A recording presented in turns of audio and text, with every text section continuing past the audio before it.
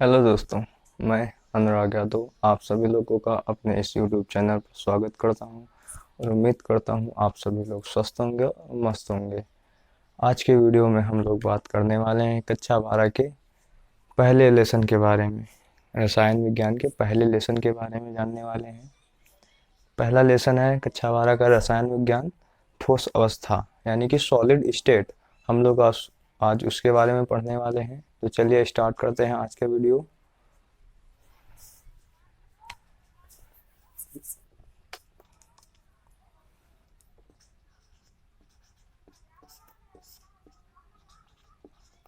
कक्षा 12 का पहला लेसन है, पार्ट 1 का पहला लेसन है ठोस अवस्था। आज हम लोग ठोस अवस्था के बारे में पढ़ने वाले हैं। तो चलिए हम लोग पहले एकदम बेसिक से चलेंगे जिससे किसी को भी दिक्कत ना आए। ठीक, तो चलिए स्टार्ट करते हैं। हम लोग सबसे पहले हम लोग जान लेते हैं पदार्थ क्या होता है। पदार्थ क्या होता है? पदार्थ वह होता है जो स्थान घेरता है और जो अवयवी कणों से मिलकर बना होता है। वह जो स्थान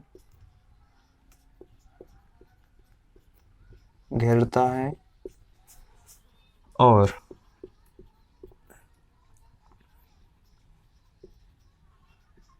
अवयवी कणों से मिलकर बना होता है। ये हो गई आपकी ठोस की डिफिनेशन। पदार्थ वह होता है जो स्थान घेरता है, ठीक, और जो अवयवी कणों से मिलकर बना होता है। मेन शब्द यहाँ पर अवयवी कण ही है। बहुत लोगों को अवयवी कण का मतलब नहीं पता होगा। अवयवी कण यहाँ पर 3 कणों से मिलकर बना हो सकता है, जैसे कि अणु हो सकता है या परमाणु हो सकता है या आयन हो सकते हैं। आपके अवयवी कण कितने प्रकार के हो सकते हैं? 3 प्रकार के हो सकते हैं। कौन कौन से? अणु, परमाणु या आयन।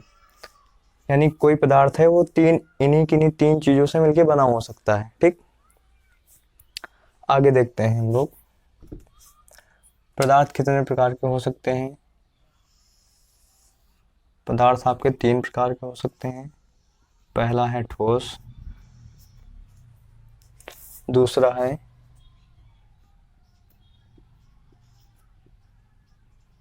द्रव, तीसरा है गैस। पदार्थ आपके 3 प्रकार के हो सकते हैं।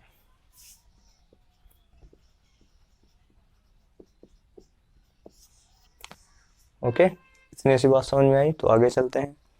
अब हम लोग जान लेते हैं ठोस क्या होता है। ठोस क्या होता है? तो ठोस की डिफिनेशन हम लोग देख लेते हैं। ठोस वे पदार्थ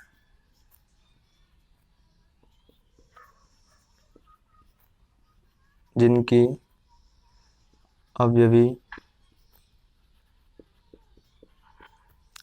कणों के बीच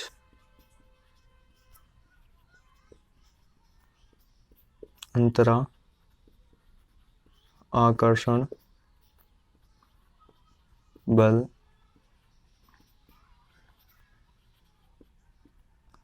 अधिक होता है।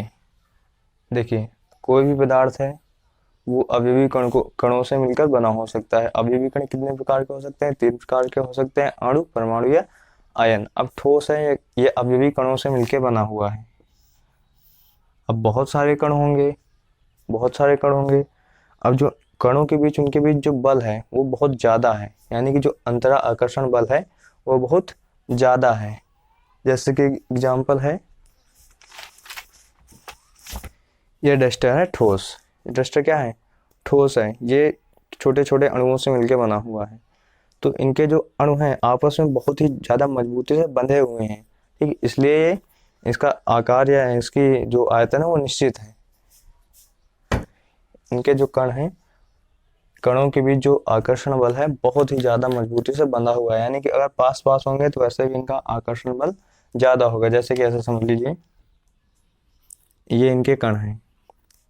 अब देखिए ये आपस में बहुत ही पास पास में है, ये दोनों कण बहुत ही पास में है, तो इनके बीच आकर्षण बल ज़्यादा होगा।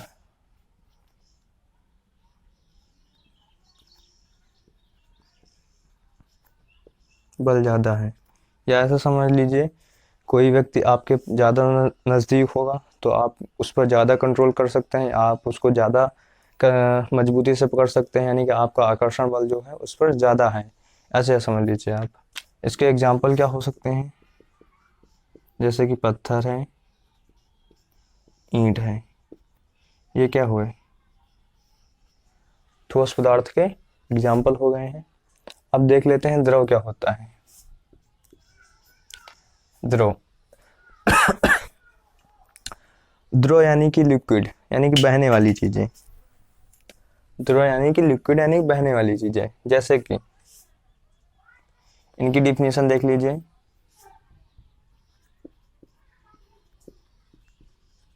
वे पदार्थ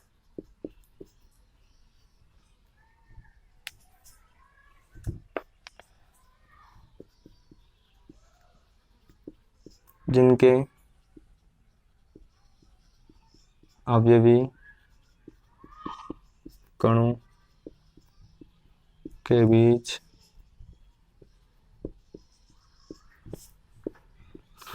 अंतरा आकर्षण बल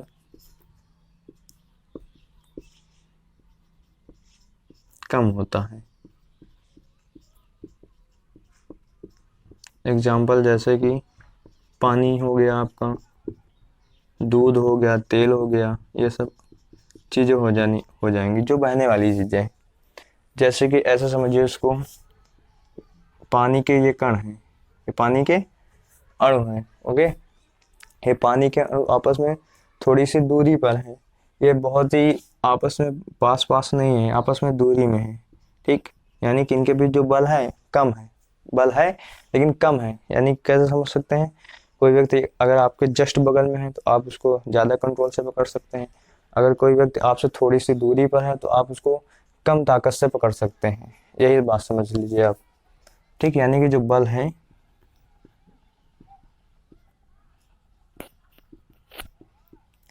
कम है, ये बात समझ में आई आपको? तो आगे बढ़ते हैं। अगला कौन सा प्रकार है हमारा? गैस है। गैस क्या होते हैं? गैस यानी कि एलपीजी, CO2, ऑक्सीजन, नाइट्रोजन वगैरह, ये सब क्या है? हमारी गैसें हैं। यानी कि इनके जो कण होते हैं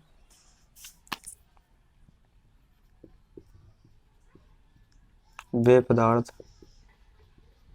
जिनके अवयवी कणों के बीच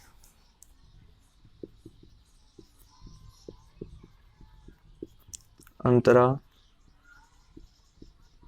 आकर्षण बल नगण्य होता है।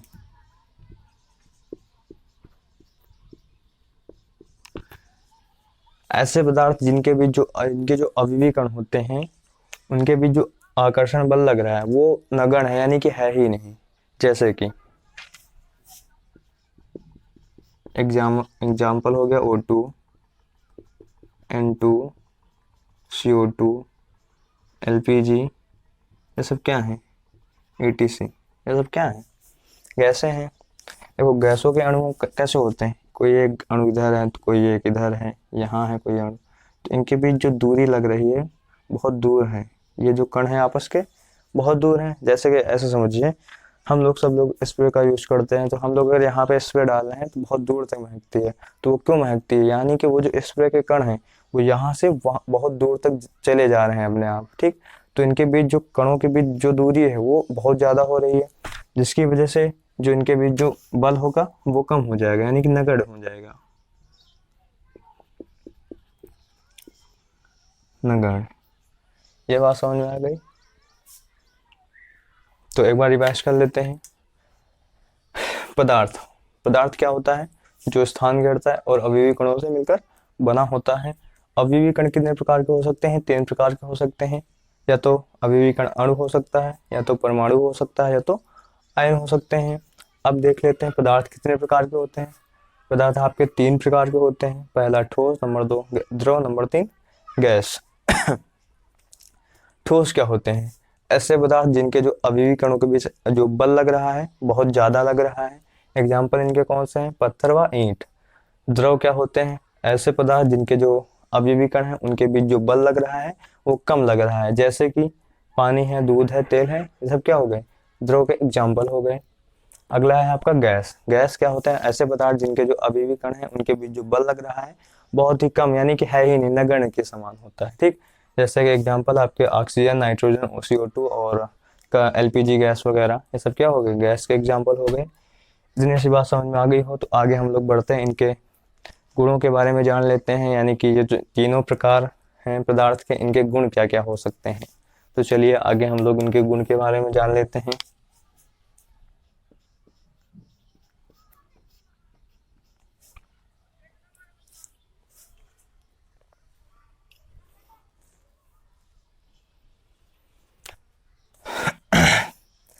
तो इनका पहला गुण है आकार,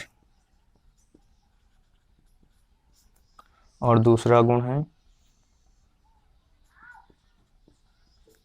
आयतन। देखिए, ठोस पदार्थ जैसे कि ये हमारा कोई एक ठोस पदार्थ है। अब इसका आकार निश्चित है। कैसे निश्चित है? अगर हम इसको दबा भी रहे हैं, इसको खींच रहे हैं या इसको मोड़ रहे हैं तो इसका आकार बदल नहीं रहा है, यानी कि इसका जो आकार है वो सेम है, यानी कि निश्चित है, अनिश्चित नहीं, यानी बदल नहीं रहा है। ठीक, तो ठोस का जो आकार हो गया है वो कैसा है? ठोस का आकार निश्चित है।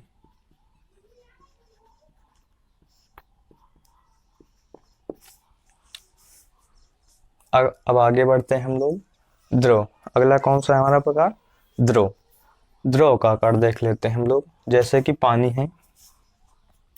देखिए, ऐसे हम लोग समझते हैं इसको, ये एक पात्र है, इसमें पानी भरा हुआ है, इसमें पानी भरा हुआ है। अब यही पानी हम, अब इसी पानी को हम इस पात्र में रख देते हैं। अब अगर हम इसी पानी को इस पात्र में रख दें तो क्या होगा? ये पानी पहले इस पात्र का आकार लिया था, अब यही पानी अगर इधर जा रहा है तो ये इस पात्र का आकार ले रहा है, यानी कि इसका जो आकार है वो निश्चित नहीं है। पहले इसका आकार इस पात्र के जैसा था, अब इसका आकार इसके जैसा हो गया, यानी कि इसका आकार अनिश्चित हो गया, अनिश्चित है। बोलो, इतनी बात समझ में आई? तो आगे बढ़ते हैं हम लोग। गैस, गैस में हम लोग देखते हैं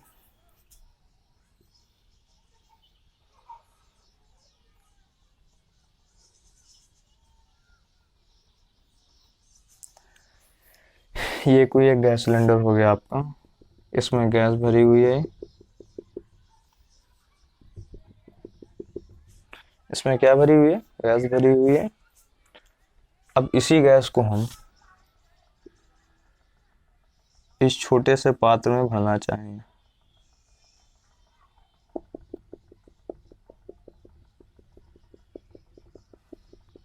तो ये इसका आकार ले लेगा। पहले इसमें गैस भरी हुई थी, इसी गैस को हमने अगर इसमें डाल दिया तो ये क्या होगा? इस डिब्बे का आकार ले लेगी ये गैस, यानी कि पहले इसका आकार इसके जैसा था, अब इस गैस का आकार इसके जैसा हो गया, यानी कि इसका अभी आकार कैसा है? अनिश्चित है।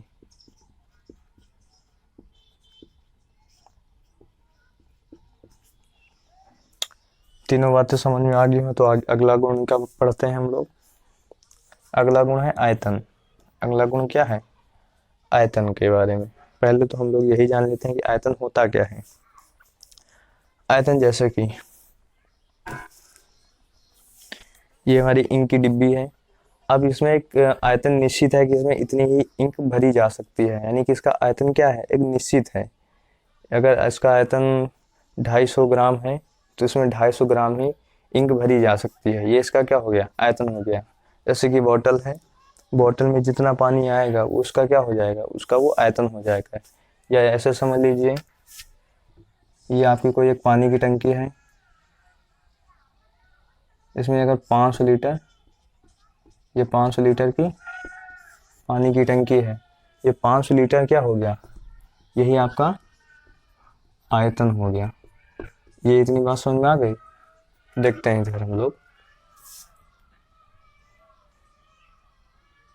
ठोस का आयतन हम लोग देखते हैं। जैसे कि ये भी एक ठोस पदार्थ है, इसका भी एक आयतन निश्चित है।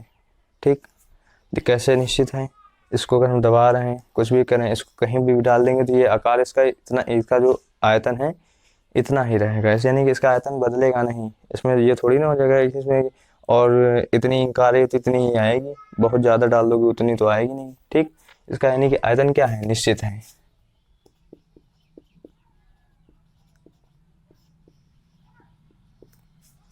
अगला है द्रव। द्रव के बारे में जान लेते हैं हम लोग। जैसे कि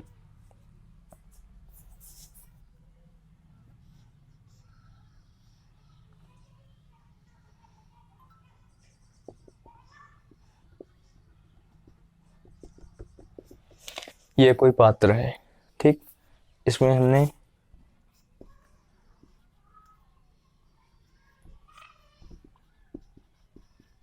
दो लीटर पानी भरा हुआ है। अब हम इसी पात्र को, अगर इसी पानी को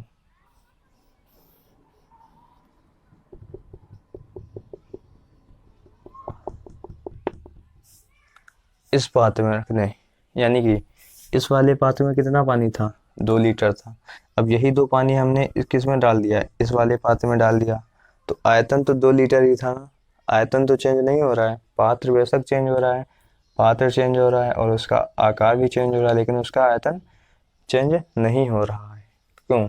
क्योंकि पानी 2 लीटर ही है। ठीक, 2 लीटर पानी ही है, तो उसका आयतन क्या हुआ, निश्चित हुआ। आयतन क्या हुआ, निश्चित हुआ। ये बात समझ में आई। अब हम देखते हैं गैस के बारे में।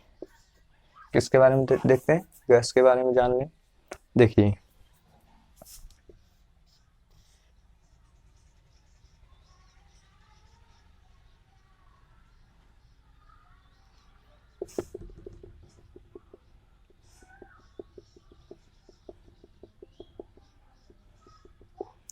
ये समझ लीजिए एक पात्र है, इसमें गैस भरी हुई है। ये समझ लीजिए अगर इसमें 1 लीटर गैस आ रही है, अगर इसमें 1 लीटर गैस आ रही है तो क्या होगा, तो अगर हम इसी गैस को दूसरे पात्र में डाल दें, इसी गैस को दूसरे पात्र में डाल दें तो क्या होगा, ये समझ लीजिए। या ऐसा समझिए, ये जो पूरा पात्र है ये कितने लीटर का है, 2 लीटर का है। ऐसे समझिए, ज़्यादा समझ में आएगा। ये पात्र क्या है, 2 लीटर का है, और ये पात्र क्या है, 1 लीटर का है। ये पात्र 1 लीटर का है। तो हम लोग क्या करेंगे, इस गैस को हम इसमें ट्रांसफर करेंगे, इस गैस को इसमें डाल देंगे, तो क्या होगा, ये जो 2 लीटर की गैस है वो 1 लीटर वाले पात्र में चली जाएगी। जब ये इस वाले पात्र में चली जाएगी तो यानी कि अब ये कितनी हो जाएगी, 1 लीटर के समान हो जाएगी। ठीक, पहले ये दो पात्र में, 2 लीटर के पात्र में थी गैस, अब ये गैस किस में चली जाएगी, 1 लीटर के पात्र में चली जाएगी। तो यानी कि इसका आयतन क्या हो रहा है, 2 लीटर से 1 लीटर इसका आयतन चेंज हो रहा है। तो इसका आयतन क्या हुआ, अनिश्चित हुआ।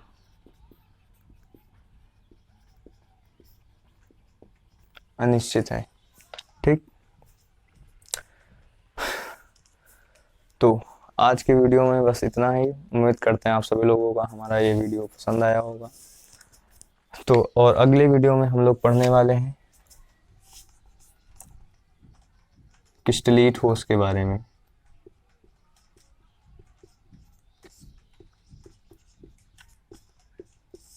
क्रिस्टलीय ठोस के बारे में पढ़ने वाले हैं। आज जो आपने पढ़ा है वो इस चैप्टर का बेस था। बहुत ही छोटे लेवल से हमने आपको पढ़ाया। अब आप जो कल पढ़ेंगे वो थोड़ा सा स्टैंडर्ड पैटर्न का होगा। उससे आप मान लो कि आपका जो सिलेबस होगा वो स्टार्ट होगा और कल का लेक्चर बहुत ही इंपॉर्टेंट होगा।